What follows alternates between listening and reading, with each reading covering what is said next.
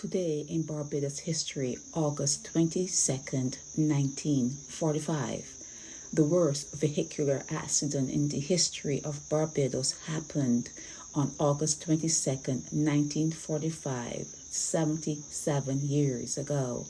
60 sugar plantation workers were traveling home from work in 4 Square, St. Philip, to their homes in St. Peter when tragedy struck.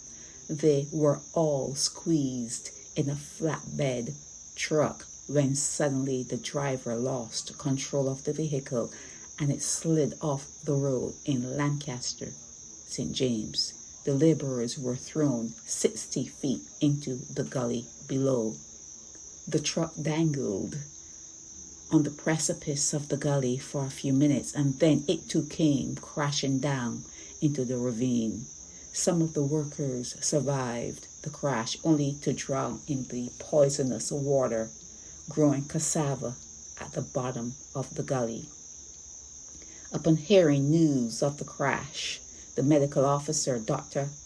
Aline Gibbons, and his wife climbed down into the gully to tend to the wounded and the dying before everyone could be lifted out.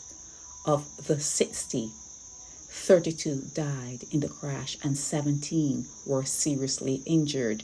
Most of the crash victims were buried in a mass grave at All Saints Church in St. Peter. The person in the photo is Darrell Morris. He was one of the few survivors to actually walk out of the gully.